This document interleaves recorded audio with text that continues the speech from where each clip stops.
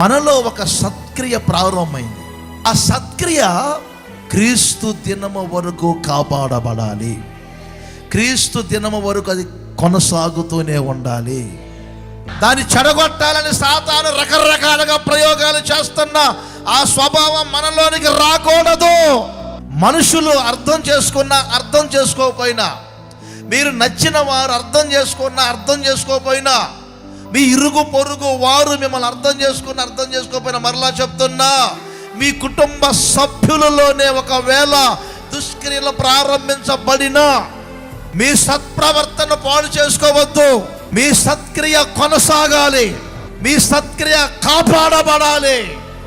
క్రీస్తు దినము ఒక రోజున ఉన్నది. ఆ క్రీస్తు దినము వచ్చినప్పుడు ఆయన మనం సంపాదించిన ఆస్తులు చూడడం, పొలాలు, స్థలాలు, పిల్లలకు జాబులు ఇప్పించారా, చదివించారా, ఇవన్నీ నా ప్రభు అయిన యేసుక్రీస్తు అడగరు.